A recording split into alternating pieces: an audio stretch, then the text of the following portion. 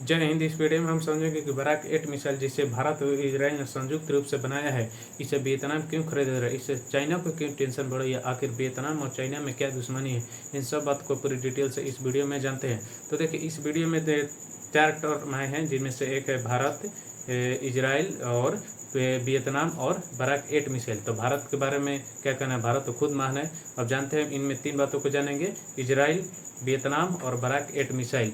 तो चलिए सबसे पहले इजराइल के बारे में जानते हैं। इजराइल एक एशिया महादेश का देश है और देखेंगे कि इजराइल में बहुत सारे यहूदी रहते हैं। और चूंकि यहूदियों के आप देखेंगे तो यहूदी के दिमाग इतना तेज होता है, समझ लीजिए कि दुनिया में सबसे ज़्यादा तेज इनका ही दिमाग होता है। और जिसके कारण इजराइल देश में टेक्नोलॉजी इतने विकसित हो गई है। वो बहुत ही छोटा देश है, आप देखेंगे भूमध्य सागर के पास है, इसी तो बहुत ही छोटा देश है, लेकिन इसमें इतना विकास हुआ है, टेक्नोलॉजी इतना मिसाइलें है, जिसके कारण आसपास के कोई भी देश, समझिए कि अमेरिका भी इसे लड़ने की जरूरत नहीं करता है।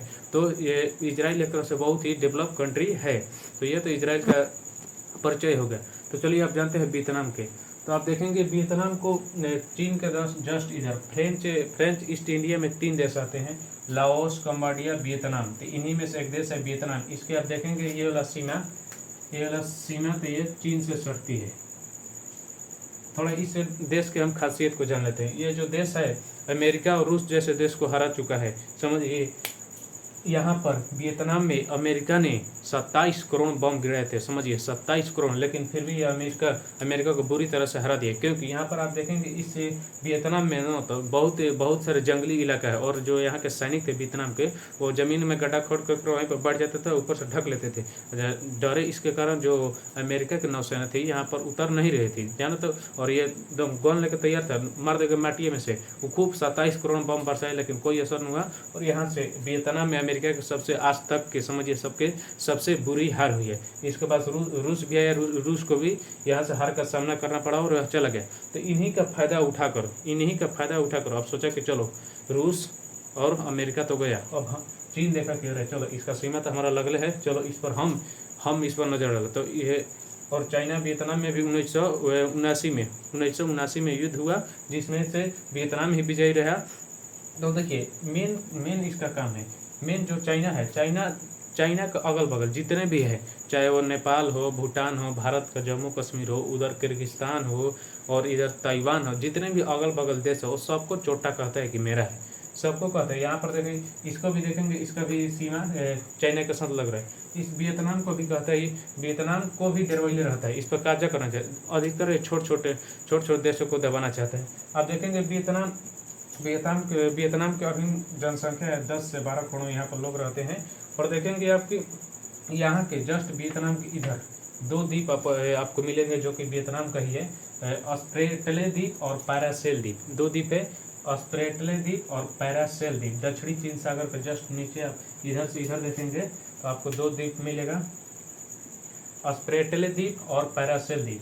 इन द्वीपों को चाइना कहता है कि मेरा है, जबकि आप देखेंगे ध्यान से तो ये वियतनाम का द्वीप है। तो आखिर देखिए ये इसको पैरासेल और स्प्रेटलो के क्यों कहते हैं कि मेरा है, कि दरअसल बात ये हो जाता है कि यह दक्षिणी चीन सागर में इतने खनिज संपदा, प्राकृतिक पेट्रोलियम भरा है कि इस द्वीप पर इसका मतलब नहीं है, ध्यान इस पर नहीं है, ध्यान इसमें छिपे हुए प्राकृतिक संसाधन पेट्रोलियम भाई। क्योंकि अगर यहाँ पर अपना मतलब कि नौसैनिक अड्डा ला देगा और यहाँ पर अपने बहुत से मिसाइलों को ला देगा, तो जिसके कारण इस पर दक्षिणी चीन सागर के इस वाले भाग में इसका वर्चस्व बढ़ जाएगा, और इधर पे जितना भी पेट्रोल होगा वो सबको ले लेगा। तो इसलिए यह कहता है कि पैरासेल और पेट्रोलियम मेरा है। तो यहाँ पर देखिए, यहाँ पर तो ये दोनों को कहता है मेरा है। और देखिए जितना भी चीन में 2 कंपनियां महत्वपूर्ण थी, आप देखेंगे जिनमें एक था एप्पल और माइक्रोसॉफ्ट कंपनी। ये चीन से भागकर आगे वियतनाम में। तो अभी फिलहाल में आप देखेंगे, उस समय तो स्थिति कुछ और थी वियतनाम की, लेकिन इस समय आप देखेंगे वियतनाम से टक्कर लेने वाला, तो मतलब कि चीन को कोई टक्कर दे सकता है तो वह वियतनाम ही दे सकता है। क्योंकि इसके पास 2 महत्वपूर्ण कंपनी है, एप्पल और माइक्रोसॉफ्ट, और यहाँ पर इसको पेट्रोलियम से पूरा भरपूर है। भारत भी यहाँ काम करता है पैरासेल और स्प्रेटले द्वीप पर, इन सब महत्वपूर्ण के कारण। और यह इजराइल से बहुत सारे मिसाइलें भी खरीद रहा है, बहुत सारे मिसाइलें, मतलब जितना हो सके अपने इस, चूँकि जानता है कि हमारा जो सीमा है, वियतनाम जानता है कि हमारा जो सीमा है वह चाइना से सट रहा है, लेकिन चाइना जरूर हमको कोशिश करेगा कि यहाँ इसको हमें हड़पने के, इस द्वीप को लेने के, तो इसलिए हर तरह से अपने सुरक्षा में लगा हुआ है। और इसी सुरक्षा को देखते हुए इसने इजराइल से बहुत अच्छा संबंध बनाकर रखा है, क्योंकि आप देखेंगे इजराइल बहुत ही टेक्नोलॉजी में आगे है, मिसाइल बनाने में, तोप बनाने में, ड्रोन बनाने में, और जितने भी जहाज़ें बनाने में, इस सब में इजराइल बहुत ही आगे है। तो ये वियतनाम सीधे इजराइल से अपना दोस्ती बनाया, और दोस्ती बनाकर तो बहुत याद से नहीं, लगभग 15 साल से वहाँ के मिसाइल हो, जितने भी ड्रोन है, रडार है, सब उसको वहाँ से खरीद रहा है। तो आप देखेंगे कि 15 साल से, देखिए 15 साल में कुल $1.5 बिलियन, मतलब समझिए 1000 मिलियन, और 5 मतलब समझिए 500 बिलियन, 1500 मिलियन, इतना डॉलर का अब तक ये सामान मंगा चुका है। ये बहुत ही ज़्यादा राशि है। आप देखेंगे $60 मिलियन का ये कमांड एंड कंट्रोल सिस्टम मंगाए हैं वियतनाम, सब ये वियतनाम का विवरण है। $60 मिलियन का यह कमांड एंड कंट्रोल सिस्टम मंगाया है वहाँ से, इजराइल से। $30 मिलियन का माना है कम्युनिकेशन इक्विपमेंट, 30 मिलियन का। 14 करोड़ का माना है मंगाया है 3 हेरॉन ड्रोन, 14 करोड़ का 3 हेरॉन ड्रोन। $150 मिलियन का रडार मंगाया है। आप देखेंगे $20 मिलियन का 100 वक्तवेद वाहन मंगाए हैं। तो आप देखेंगे कि जितने महत्वपूर्ण है, चाहे वो ड्रोन हो, चाहे वो रडार हो, चाहे वो वाहन हो, चाहे कमांड कंट्रोल सिस्टम हो, चाहे वो जहाज़ें हो, चाहे वो मिसाइलें हो, सब ये 15 साल के विवरण देखेंगे, सब ये इजराइल से मांगा रहा है। क्योंकि जान रहे कि चाइना जो है ये कभी ना कभी जरूर हम हमला करेगा, इसलिए ये जितने भी विकसित, भारत के साथ भी इसका अच्छा रिलेशन है, और उधर जो विकसित ये है, इससे यह हथियारों को खरीदता है। तो अब बात करते हैं कि अभी जो बराक 8 मिसाइल खरीद रहा है, इसके बारे में क्या है। तो देखिए बराक 8 मिसाइल जो है, इसे भारत और इजराइल दोनों संयुक्त रूप से बनाते हैं।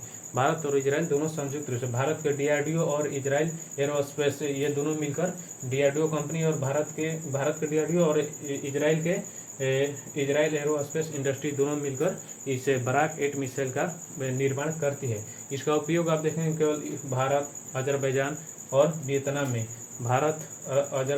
वियतनाम में, ये इसका मतलब कि ये जो है, ये तीनों देश, इसमें ये बराक 8 मिसाइल पहले से ही तैनात है। वियतनाम खैर अभी से अगले सितंबर में जाएगा, अपने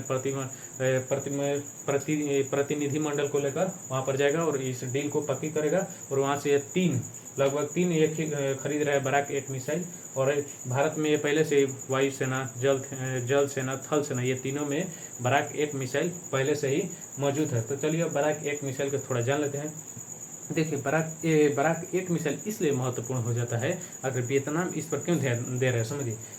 जो बराक 8 मिसाइल है, या हेलीकॉप्टर से मारी है, ड्रोन से मारी है, क्रूज मिसाइल से मारी है, एंटी शिप मिसाइल से मारी है, उससे भी मारी है, इस पर ज़्यादा असर नहीं होता है, यह सुरक्षित हो जाता है। मतलब इन सबको ये काल बन सकता है, ये काल बन सकता है, ये समझिए बराक 8, ये हेलीकॉप्टर से मारिए सहलेगा, ड्रोन से मारिए, क्रूज मिसाइल से मारिए, एंटी शिप मिसाइल से मारिए, और ये सब का बार सह लेगा।